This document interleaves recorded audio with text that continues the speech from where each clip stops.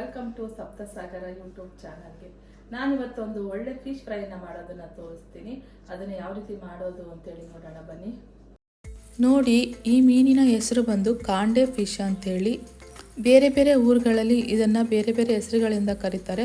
But ಇದನ್ನು ನಮ್ಮ ಕಡೆ ನಾವು ಕಾಂಡೆ ಫಿಶ್ ಅಂತಲೇ ಕರಿತೀವಿ. ಈ ಮೀನಲ್ಲಿ ಮುಳ್ಳು ತುಂಬಾ ಕಮ್ಮಿ ಇರುತ್ತೆ. ಮಕ್ಕಳು ಕೂಡ ತುಂಬಾ ಈಸಿಯಾಗಿ ಈ ಫಿಶ್ನ ತಿನ್ಬೋದು ಮತ್ತು ಅಷ್ಟೇ ರುಚಿಯಾಗಿ ಕೂಡ ಇರುತ್ತೆ. ನೋಡಿ ಯಾವ ರೀತಿ ಇದೆ ಅಂತೇಳಿ. ಈ ರೀತಿ ಇರುತ್ತೆ ಕಾಂಡೆ ಫಿಶ್ಶು. ಇದನ್ನು ಈಗ ನಾನು ನೀಟಾಗಿ ವಾಶ್ ಮಾಡ್ಕೊಂಡು ಬರ್ತೀನಿ.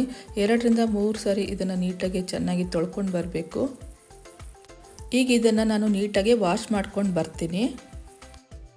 ಈಗ ಇದನ್ನು ನಾನು ನೀಟಾಗಿ ವಾಶ್ ಮಾಡಿಕೊಂಡು ತೊಗೊಂಡು ಬಂದಿದ್ದೀನಿ. ನೋಡಿ, ಈ ರೀತಿ ಎಲ್ಲ ಕಟ್ ಮಾಡಿ ಒಳಗಿನಿರೋಂಥ ಗಲೀಜೆಲ್ಲ ತೆಗೆದು ನೀಟಾಗಿ ಕ್ಲೀನ್ ಮಾಡಿಕೊಂಡು ತೊಗೊಂಡು ಬಂದಿದ್ದೀನಿ. ಈಗ ಇದಕ್ಕೆ ನಾನು ಏನೇನು ಮಸಾಲ ಬೇಕು ಅಂತ ತೋರಿಸ್ತೀನಿ, ಬನ್ನಿ ನೋಡೋಣ.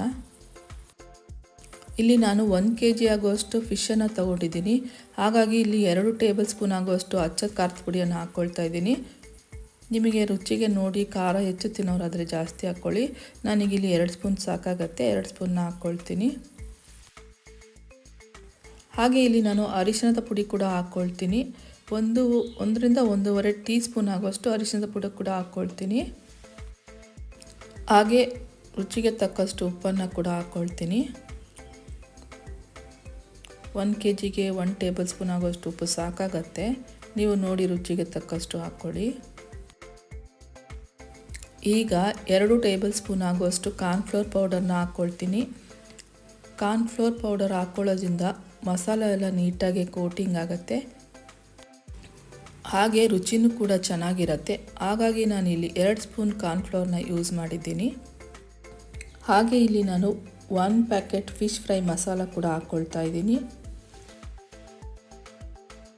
ಫಿಶ್ಗೆ ಯಾವಾಗಲೂ ಹುಳಿ ಅಂಶ ಹೆಚ್ಚಾಗಿದ್ರೇ ತುಂಬಾ ರುಚಿಯಾಗಿರುತ್ತೆ. ಹಾಗಾಗಿ ನಾನಿಲ್ಲಿ 2 ನಿಂಬೆಹಣ್ಣಿನ ಜ್ಯೂಸನ್ನು ತಗೊಳ್ತಾ ಇದ್ದೀನಿ.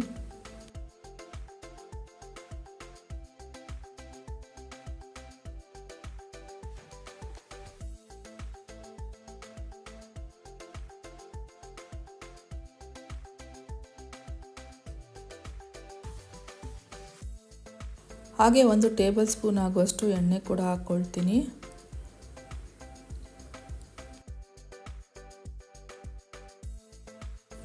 ಈಗ ಎಲ್ಲ ಮಸಾಲ ಕೂಡ ಹಾಕ್ಕೊಂಡಾಗಿದೆ. ಈಗ ಇದನ್ನು ನೀಟಾಗಿ ಮಿಕ್ಸ್ ಮಾಡ್ಕೊಳ್ಳೋಣ. ಎಲ್ಲ ಮಸಾಲಗಳು ಫಿಶ್ಗೆ ಹೊಂದ್ಕೊಳ್ಬೇಕು. ಆ ರೀತಿ ನೀಟಾಗಿ ಮಿಕ್ಸ್ ಮಾಡಿ ಇಟ್ಕೊಳ್ಳೋಣ.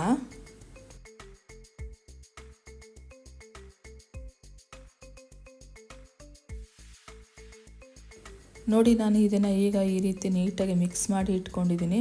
ಇದನ್ನು ನಾನು ಅರ್ಧ ಗಂಟೆಯಿಂದ 1 ಗಂಟೆ ಇದನ್ನು ಚೆನ್ನಾಗಿ ನೆನೆಯೋದಕ್ಕೆ ಬಿಡ್ತೀನಿ. ಇದು ಎಷ್ಟು ಚೆನ್ನಾಗಿ ಊರುತ್ತೋ ಅಷ್ಟು ರುಚಿಯಾಗಿ ಫಿಶ್ ಫ್ರೈ ರೆಡಿ ಆಗುತ್ತೆ. ಈಗ ಇದು ಚೆನ್ನಾಗಿ ಊರಿದೆ. ಈಗ ಇದನ್ನು ಫ್ರೈ ಮಾಡೋಣ.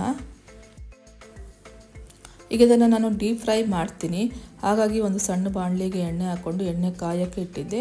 ಎಣ್ಣೆ ಈಗ ನೀಟಾಗಿ ಕಾದಿದೆ. ಮಸಾಲೆ ಎಲ್ಲ ಬಿಟ್ಕೊಳ್ಬಾರ್ದು ಅಂತೇಳಿ ನಾನು ಇಲ್ಲಿ ರವೆ ಕೋಟಿಂಗ್ ಮಾಡ್ತಾಯಿದ್ದೀನಿ. ತುಂಬಾ ರುಚಿಯಾಗಿ ಇರುತ್ತೆ ಮತ್ತು ಮಸಾಲ ಕೂಡ ಸ್ವಲ್ಪನೂ ಬಿಟ್ಕೊಳ್ಳೋದಿಲ್ಲ, ನೀಟಾಗಿ ಕೋಟಿಂಗ್ ಆಗಿರುತ್ತೆ. ಹಾಗಾಗಿ ನಾನು ಈ ರೀತಿ ಫ್ರೈ ಮಾಡ್ಕೊಳ್ತಿದ್ದೀನಿ. ನೀವು ಹಾಗೆ ಕೂಡ ಫ್ರೈ ಮಾಡ್ಕೊಳ್ಬೋದು. ಈ ರೀತಿಯೂ ಒಂದ್ಸಲ ಟ್ರೈ ಮಾಡಿ, ತುಂಬಾ ಚೆನ್ನಾಗಿರುತ್ತೆ.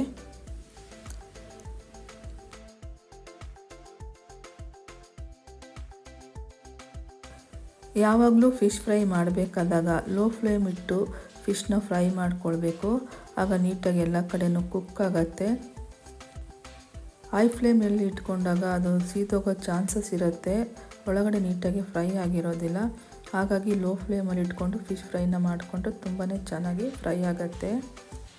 ಈಗ ಇದು 1 ಸೈಡ್ ಫ್ರೈ ಆಗಿದೆ. ಇದನ್ನು ನಾನೀಗ ಇನ್ನೊಂದು ಸೈಡು ಟರ್ನ್ ಮಾಡ್ಕೊಳ್ತೀನಿ. ಈ ರೀತಿ ಟರ್ನ್ ಮಾಡಿಕೊಂಡು ಇದನ್ನೊಂದು 5 ನಿಮಿಷ ಬೇಯಿಸ್ಕೊಳ್ತೀನಿ.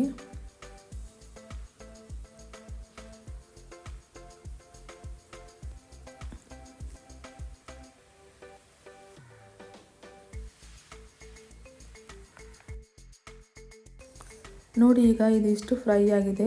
ಇಷ್ಟು ಫ್ರೈ ಆದರೆ ಸಾಕು. ಈಗ ಇದನ್ನು ನಾನು ತೆಕ್ಕೊಳ್ತೀನಿ ಒಂದು ಪ್ಲೇಟಿಗೆ. ಎಷ್ಟು ಸುಲಭವಾಗಿ ಫಿಶ್ ಫ್ರೈನ ಮಾಡ್ಬೋದು ಅಂತೇಳಿ ನೋಡ್ಕೊಂಡಿದ್ದೀರಿ ಅಲ್ಲ.